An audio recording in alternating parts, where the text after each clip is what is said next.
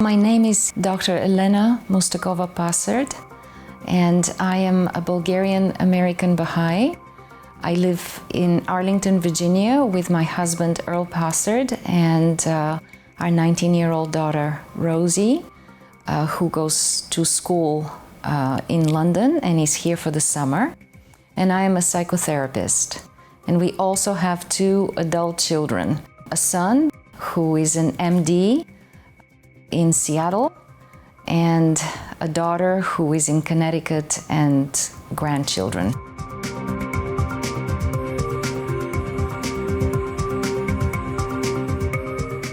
I was born in Sofia, Bulgaria, during the time of communism. I was born in 1960. Both my parents were very heavily persecuted during communism. My father, because his father had been one of the last mayors of the second biggest city in Bulgaria, Varna, which is a beautiful city on the Black Sea. And that was the reason why, under communism, he was considered not trusted. And my mother, because her mother, my grandmother, was Italian. And so these were sufficient reasons under that regime to consider people not trustworthy by the Communist Party. And so they had to live and work in tremendous hardship. Both of them were able to finish their university degrees, but it was very difficult. My father really was expecting every month at the monthly meetings that he would be expelled. There was such a practice. Each month there would be people announced that were considered not faithful to the Communist Party and therefore expelled. And my mother was not allowed, not accepted into university. She had to defer for a year and eventually was able to be admitted into a different specialty, which is not what she wanted to study. But nonetheless, they were able to complete their education. And I am an only child, and they really are remarkable people. They're still alive, and I travel to Bulgaria 3-4 times a year. I am committed to spending as much time as I can with them and also serving the Bulgarian Baha'i community in Sofia. My childhood was wonderful because I was very loved by my parents, and I also had a wonderful grandparents' home in a lovely small city in the Balkan Mountains called Kazalnak, which is situated in the Valley of Roses. Bulgaria is one of the large rose oil exporters in the world, rose and lavender oil. So I would spend all summers, every summer there, and my fondest memories by far are of those never-ending summers. The blackberry and raspberry bushes in our front and backyard, and the tomatoes and the roses growing everywhere, and the walnut trees, and just the peace.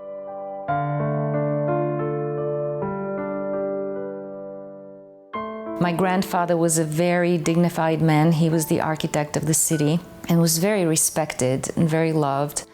And there were lots of books in my grandparents' home, and reading was the way to spend the summer.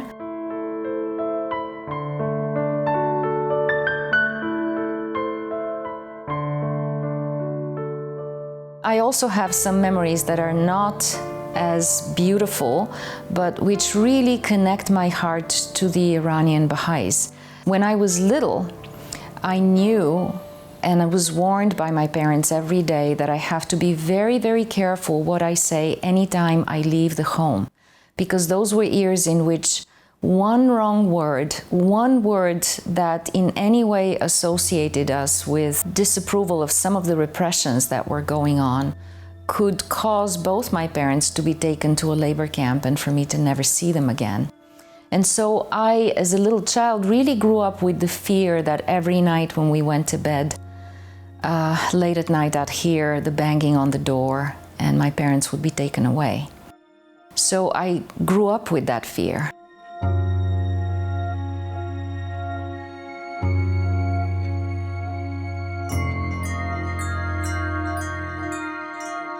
I'm also very proud of my parents because At several points in his adult professional career, my father was deemed important enough as a professional that they suggested to him that he would have a much easier life if he accepted to become a member of the Communist Party, and he never made that choice and remained faithful to his principles, for which I really respect him. As a result of that, they could not leave Bulgaria and travel anywhere until he was in his mid-40s.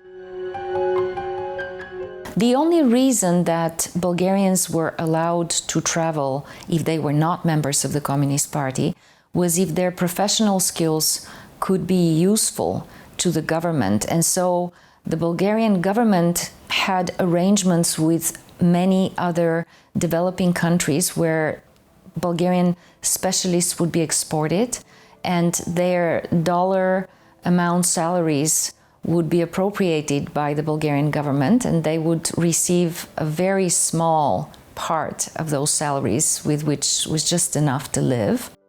But that would give them an opportunity to leave the country, and the Bulgarian government, of course, received hard currency in this way. So that was a policy. And because my father was an outstanding civil structural engineer, he was wanted. So in my teen years, my father worked first in Libya, and we went there as a family. So that was my first opportunity to leave Bulgaria. And then later on, as a young woman, I was able to work in Zimbabwe, which was my way of leaving communism. There was no other way to travel.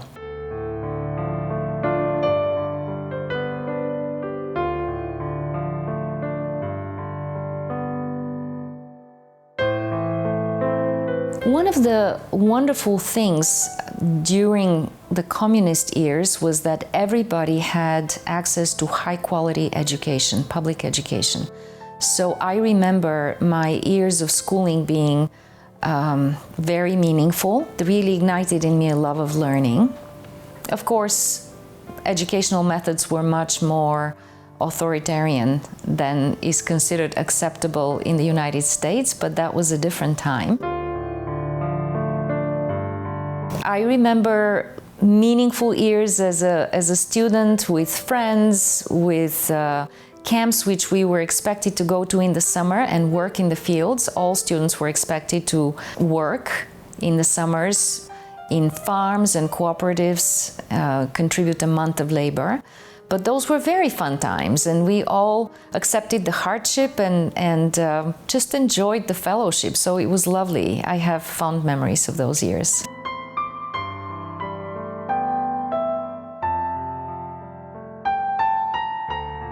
I finished Sofia University and received my master's in English language and literature in 1983.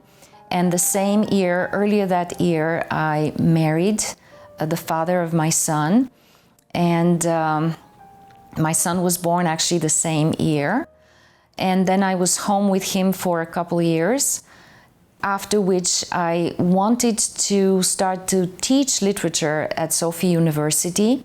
And at that time, for assistant professorship positions, of course, there were competitive exams. So I prepared for that and set the exam.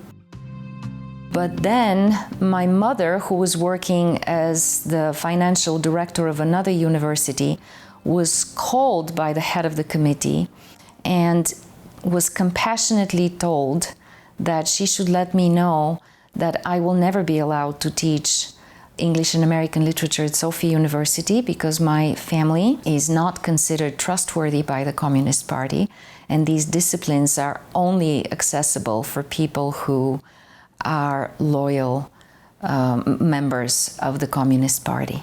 And so I was told that despite how well I had done at the exam, I could not be admitted as an assistant professor.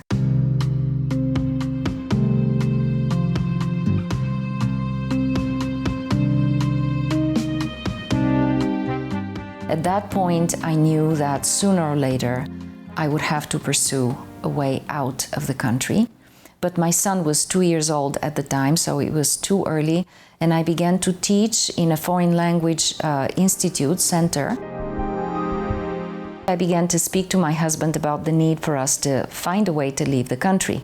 And again, the only way to leave under those conditions was for either one of us to receive an opportunity to work, in our case, perhaps to teach in a developing country, so that we could leave as a family and take our son with us.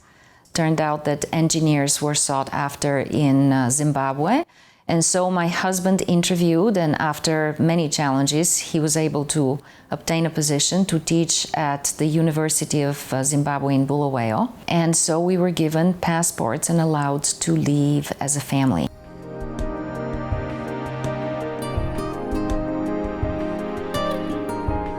So in 1988, he left first, and a few months after that, my son and I were able to join him in Zimbabwe. And at that point, I knew that I was leaving for good and that I may not be able to ever return, because the moment you emigrate, you can't return. So I had to say goodbye to my parents, not knowing if I'd ever be able to see them again, and leave for Zimbabwe. And at that point, I was experiencing significant difficulties in my marriage, and things were not going right. And so I decided to begin to apply to American universities to do a PhD in psychology, and wrote to many universities. I did not have any funds, so it was defining for me to find a university that would give me an assistantship, which eventually happened with the University of Massachusetts at Amherst.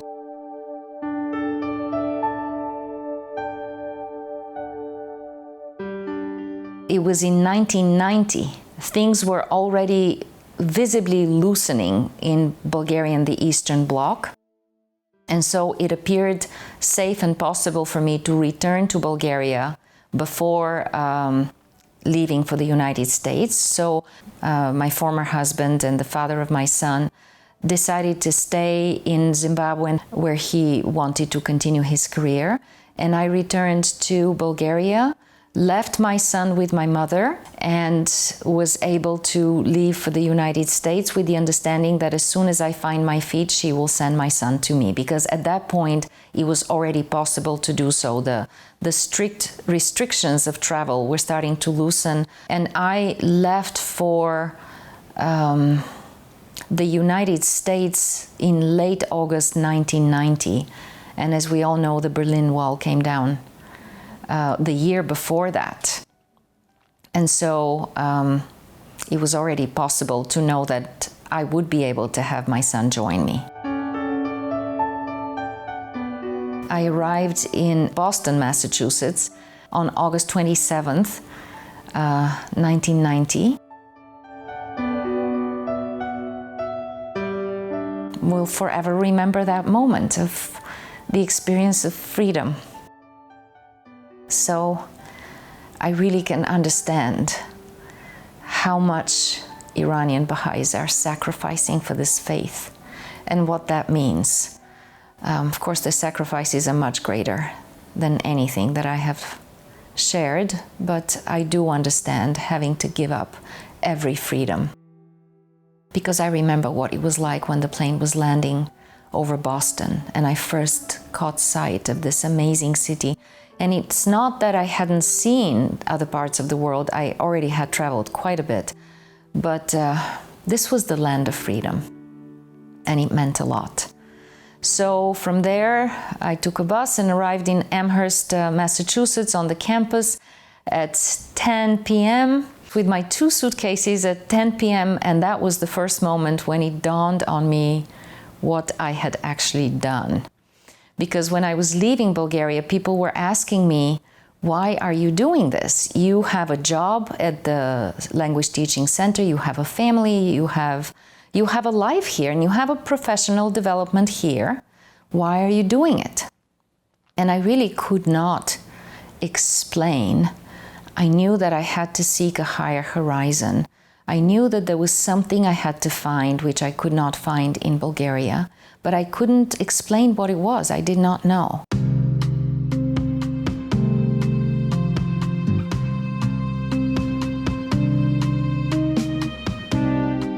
I did not know a soul in this country.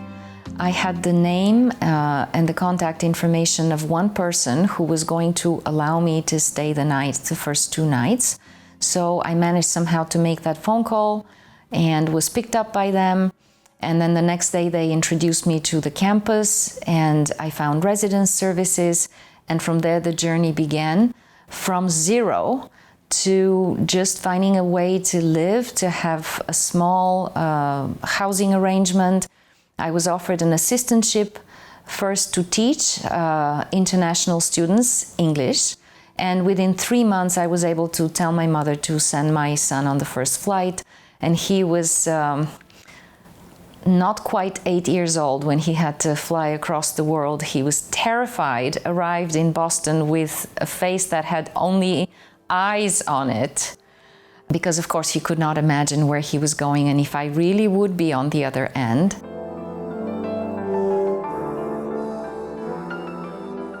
And then it was the 2 of us and a bicycle.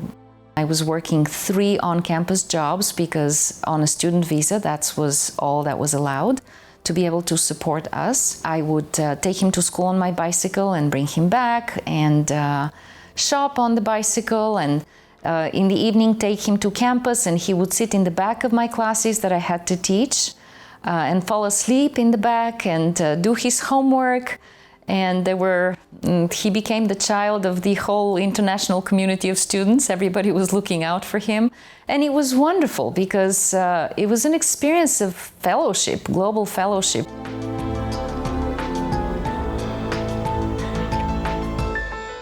One of the first people I befriended, an Australian, whose name was Terry, also a graduate student, became a very close friend. And in 1992, one day, Terry knew how difficult my life was. I was working truly day and night, constantly. And she came one evening and she said, "I'm taking you out tonight." And I said, "Where are you taking me?" She says, "There is this meeting. It's a Baha'i meeting." I did not know what that meant. But they're going to talk about the conditions of women in the world. And at the time, I was in the midst of a very painful divorce proceedings. And it was a very hard moment in my life. I was already assaulted by American lawyers who were giving me a very hard time about my ability to keep and support my son. And so I was pressed from every side.